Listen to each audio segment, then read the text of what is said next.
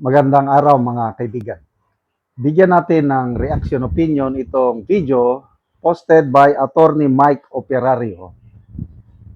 Pinaliwanag niya kung after 5 days of trial sa impeachment, may napatunayan na ba ang prosecution doon sa grave threats na inaakusa nila kay BP Sara? Sabi niya malabo, wala pa. Pakinggan natin ang kanyang paliwanag. Impeachment case. Ito si Attorney Mike Operario, pag-usapan natin yan. Malapit na nga ba silang mapatunayan ng Article 4? Malabo po. Malabo. Napakalayo pa rin. Kasi so far, everything that they have been proven dito sa 5 araw ng kanilang pagdinig ay ito lamang existence of the videotape ng post ni interview ni VP Sara Duterte. Now, the prosecution tried very hard sa pamamagitan ng mga testigo nito na gumawa ng mga legal conclusion na yung ginawa na yun ni VP Sara is an impeachable offense, which I think they failed to do.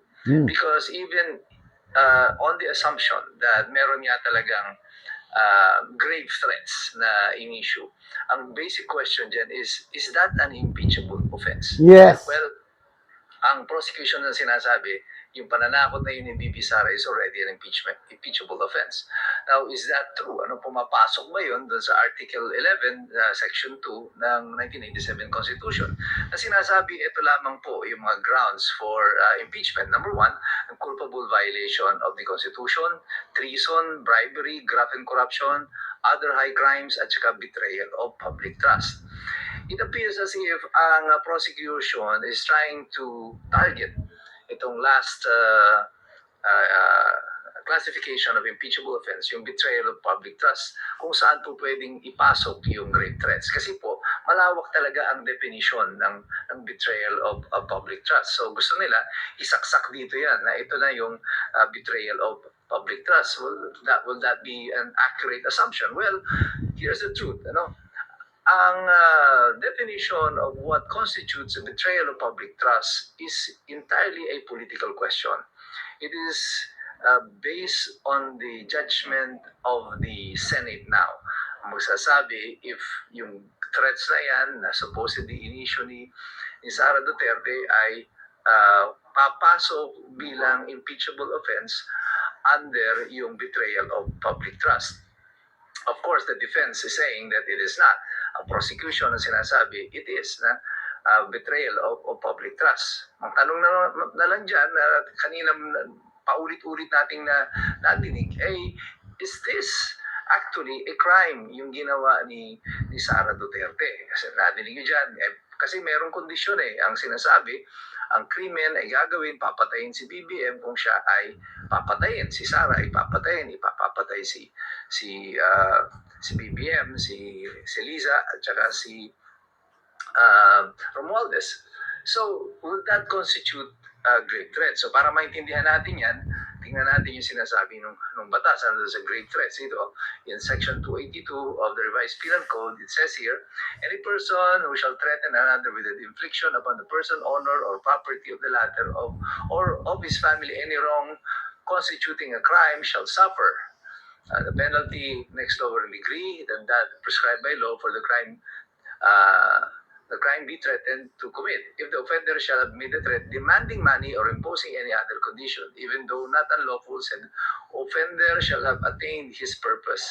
If the offender shall not have attained his purpose, the penalty lower by 2 degrees shall be imposed. Okay, so ang sinasabi po dito sa grave threats, ang grave threat is ang krimen ng pananakot, nagagawan mo ng krimen ang isang tao.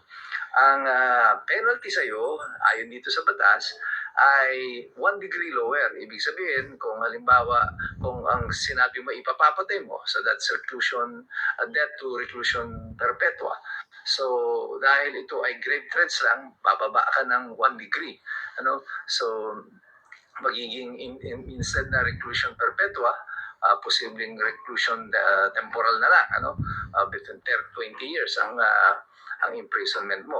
So hindi ka na, dahil threat lang ito, hindi mo naman isinagawa. Pero ito ay kung mayroong kondisyon, yung threat na ginawa mo. Dalawang klase po yung kondisyon na sinasabi dito. Ito po yung kondisyon, ay hindi po yung kondisyon na ginawa ni Sara Duterte na kapag pinapatay ako, ano, yun ang kondisyon. And dito sinasabi, yung threat na ginawa mo, ay dinagdagan mo pa ng kondisyon. Halimbawa, sabi mo, ipapapatay kita pag hindi mo ako binigyan ng hati dyan sa kayamanan ng lodo natin. Ayan, may kondisyon yon.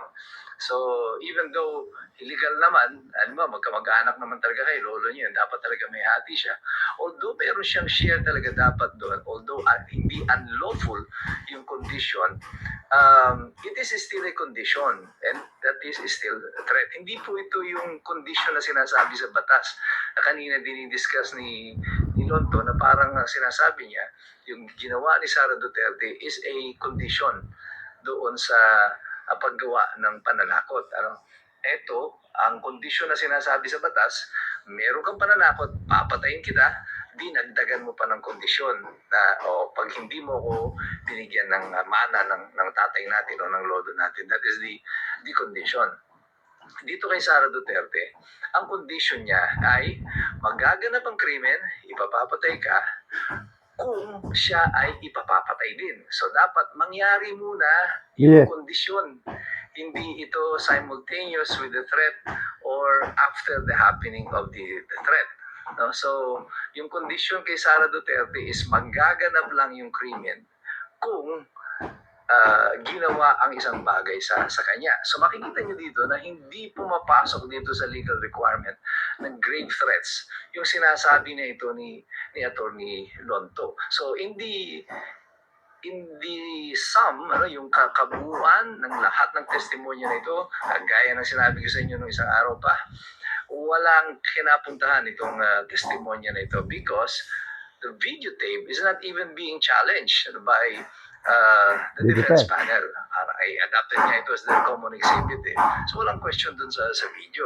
The question here is, Ayan. So, malabo, wala pang napapatunayan. May nabasa akong post ni Attorney Edward Chico. Sabi niya, wala namang ebidensya pang na-present ang prosecution as in zero, wala pa. Na to a point, pati na si Senator Judge Soto, sabi niya, nalilito na ako, naliligaw na ako sa talakayan sa trial. Salamat mga kaibigan sa inyong pagsubaybay sa channel na ito. Nakakatulong kayo ng malaki sa tribong talanding ng Bukidnon dahil ang sweldo natin sa channel na ito is pantulong po sa tribo. Namimigay tayo ng libreng yero at pako para makapagpatayo sila ng mas maayos na tirahan. Panoorin nyo ang video nito. Ako dire sa balay ni Irene Legaspi nga taga barangay Tikalaan. Purok 3 San Alahay, Talakag Bukidnon. So mo na ni ang itsura sa iyang atop.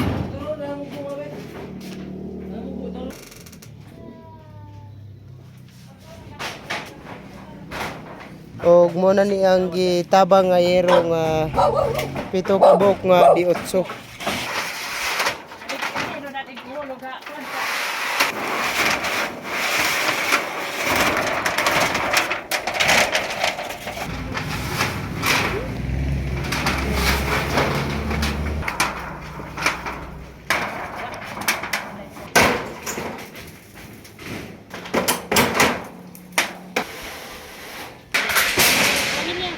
Human, ho.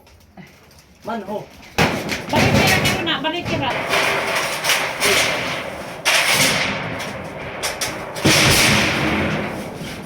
O karon man nagyud sa pag-atop ang ginatabang nga yero. Irene, bigas ikaw. Ginoo nga na. Nakatabang sa sin. Napulihan akong atop. Kapila na to katuig imong atop? 5 na katuig. So karon pa gyud napulihan. Karon na pa gyud napulihan. Ngano man sukad sa 5 katuig wala gyud ka nakapuli og atop.